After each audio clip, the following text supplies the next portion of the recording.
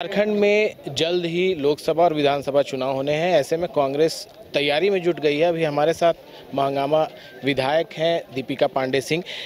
2024 की क्या कुछ तैयारी है आप लोगों की कांग्रेस? देखिए, इंडिया गठबंधन की सरकार बने इस देश में, उसकी तैयारी झारखंड में हर स्तर पर शुरू हो गई है।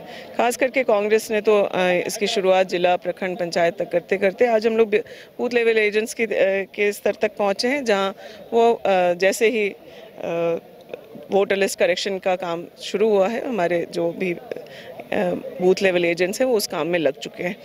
लगातार कार्यक्रम भी आप देख रहे होंगे, सम्मेलन हुए। आज हम लोगों का लीडरशिप डेवलपमेंट प्रोग्राम भी है, जो खास करके SC, ST, माइनॉरिटी, OBC और महिलाओं के लीडरशिप पर काम कर रही है। मुझे लगता है झारखंड प्रदेश अध्यक्ष, प्रभारी और विधायक दल के नेता लगातार फील्ड में हैं। वही नहीं, जो हमारा जिला का संगठन है, जिला अध्यक्ष के नेतृत्व में, ब्लॉक का संगठन है, ब्लॉक अध्यक्ष के नेतृत्व में, और पंचायत बूथ तक इस भाजपा के तानाशाह सरकार को हटाने का प्रण हम लोगों ने ले लिया है। संगठनात्मक तौर पर जो तैयारी होनी चाहिए वो भी हम लोग कर रहे हैं।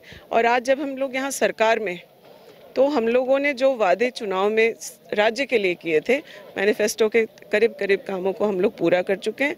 जो और 2-3 अहम मुद्दे, जैसे आप कह सकते हैं कि युवाओं के रोजगार की बात हो, उस पर भी हम लोग आगे बढ़ चुके हैं। पेंशन की बात हो, किसानों को समर्थन मूल्य देने की बात हो, सड़कों की बात हो, या फिर जो हेल्थ सुविधाओं की बात हो, इन सब चीज़ों पर झारखंड सरकार इस महागठबंधन के नेतृत्व में काफ़ी आगे पहुंची है। और जो काम हमारा अधूरा है, वो मैं कह सकती हूँ कि वो पाइपलाइन में है, और आने वाले समय में वो उन सब चीज़ों को भी हम लोग पूरा करेंगे।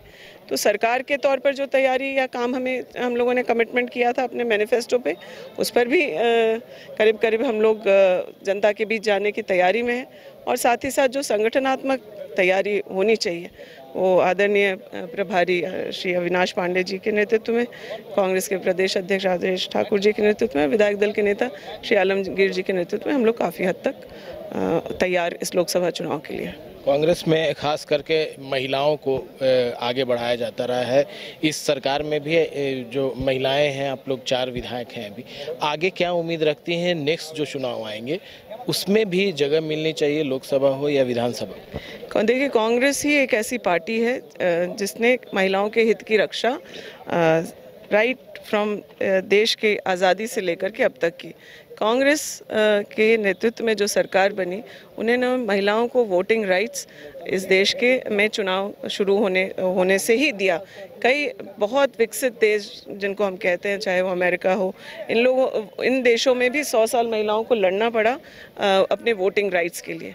वोटिंग राइट्स हो, चाहे शिक्षा का अधिकार हो, स्वास्थ्य सुविधाओं के लिए महिलाओं का जो अधिकार है, चाहे उनके पॉलिटिकल रिप्रेजेंटेशन की भी बात हो, तो 33% आरक्षण की बात अगर लोकल बॉडी में किसी ने किया तो कांग्रेस ने किया, उसे लागू कराया। और आज आप देख सकते हैं कि लोकल बॉडी में 50% से ज़्यादा महिलाएं अन्य अन्य राज्यों में चुन करके आई हैं, और एक बहुत बड़ा पॉलिटिकल फोर्स त्रिस्तरीय पंचायती राज में है।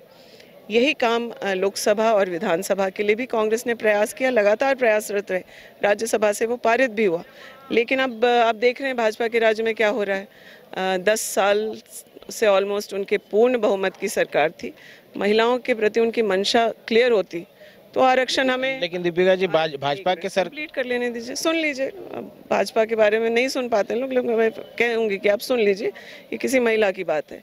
आज जो इस तरीके से इस कानून को पास किया गया है, उससे यह कोई भाजपा का एक नेता आप पूछ कर बता दीजिए कि वो आरक्षण का लाभ हमें 24 में मिलने वाला है, कि 29 में मिलने वाला है, या 34 में मिलने वाला। भाजपा का एक नेता उनके प्रधानमंत्री को इंक्लूड करते हुए वो जवाब नहीं दे पाएंगे। तो ऐसे में महिलाओं के जब टिकट की बात हो, तो मुझे लगता है कि पार्टी स्तर से उठ करके जब तक महिलाएं बात करना नहीं शुरू करेंगी तो ये संभव नहीं है। कांग्रेस में आज आप देख रहे हैं कि बगैर आरक्षण के भी महिलाएं विधानसभा में चुन करके 4 की संख्या में आ जाएं। हमारे एक साथी को षड्यंत्र के तहत जो है उसकी सदस्यता रद्द हुई और वापस चुनाव में वो नहीं शामिल हो पाई। लेकिन 5 महिलाएं कांग्रेस पार्टी को रिप्रेजेंट कर रही थी, एक वक्त वैसा भी था। लेकिन आगे किस तरीके से पार्टी निर्णय लेगी, मुझे लगता है क्षमतावान महिलाओं की कमी नहीं है पार्टी में, और पार्टी ने हमेशा महिलाओं के साथ न्याय ही किया, वो चाहे संगठन में रिप्रेजेंटेशन की बात हो चाहे टिकट में रिप्रेजेंटेशन। आला कमान से आप लोग उम्मीद इस बार अपनी बातों को भी रखेंगे कि जिस तरह से इस बार सरकार में भले ही कोई मंत्री नहीं थी महिला, लेकिन अगली बार अगर सरकार में जिस तरह की तैयारी है आप लोगों का, बहुत आगे की बात है। इस वक्त मुझे लगता है कांग्रेस की हर महिला ये चाहती है कि हर हालत में महागठबंधन की सरकार बने, भाजपा के इस तानाशाह महिला विरोधी सरकार को हम लोग उखाड़ फेंकें, और जो हम लोगों को महंगाई से लोगों ने परेशान करके रखा, हमारी सुरक्षा पर का जो परेशानी है, और तमाम ऐसे मुद्दे, महिलाओं के फाइनेंशियल सशक्तिकरण की बात हुई, इन तमाम सभी मुद्दों पर हम लोग जानते हैं कि महागठबंधन की जब सरकार होगी तो महिलाओं को अपने न्याय के लिए लड़ना नहीं पड़ेगा, वो सरकारें हमें खुद हमारा अधिकार देंगी।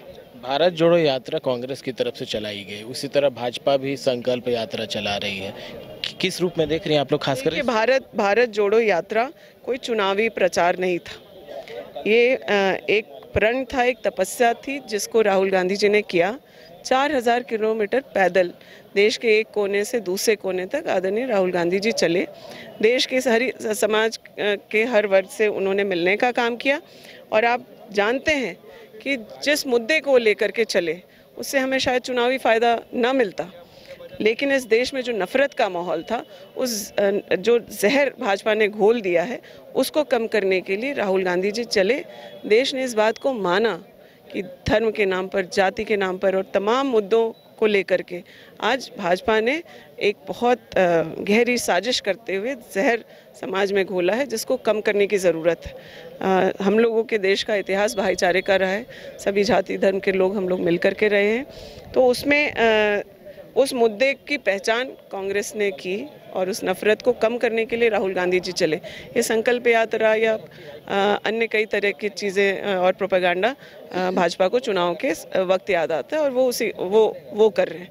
हम इस देश को, कांग्रेस पार्टी खास करके कांग्रेस पार्टी ने देश को लीडर्स देने का काम किया है, ऐसे लीडर्स देने का काम किया है जो अलग अलग जाति धर्म समाज से आते हैं, अपने अपने कम्युनिटीज़ का भी रिप्रेजेंटेशन करते हैं, और अपने मुद्दों की लड़ाई भी लड़ते हैं। तो कांग्रेस लीडर्स बनाने का काम करती है, और आप देखिएगा ये जो नेतृत्व का जो विकास कांग्रेस पार्टी ने पूरे देश में किया, हर धर्म समाज के लोगों का किया, वही लोग आगे आकर के महागठबंधन को जिताएंगे। Thank you. कहीं ना कहीं दीपिका पांडे सिंह ने सीधे तौर पर कहा है कि आने वाले समय में इंडिया गठबंधन जीत हासिल करेगी, और कांग्रेस ने लीडरशिप देने का काम किया है, ना कि चुनाव को लेकर के कोई कार्यक्रम चलाया है। सहयोगी विकास के साथ कमल कुमार, बाइस्कोप, रांची। IIT जी नीट एस्पिरेंट्स के सपने को पंख देने आ गया है कंप्लीट सॉल्यूशन इंस्टीट्यूट। यहाँ है smart classroom, 1-to-1 doubt clearing session, ask the expert, video solution और भी बहुत कुछ। मतलब हम करेंगे आपको गाइड, बनेंगे आपके mentor. Foundation classes from class 6 onwards for your bright future. Visit complete solution institute. अब 100 रुपए में मिलेगा 1000 रुपए वाला फन। वो कैसे? अरे वाइल्डवादी वाटर पार्क पे डिस्काउंट ऑफर दे रहे हैं। अब मात्र 100 रुपए में पाएं अम्यूजमेंट पार्क, बर्ड पार्क और ट्रैम्पोलिन बंजी जैसी ढेरों एक्टिविटीज। पर याद रहे ऑफर सिर्फ 15 नवंबर तक के लिए है। वाइल्डवादी वाटर पार्क रांची। कॉल 9304816880।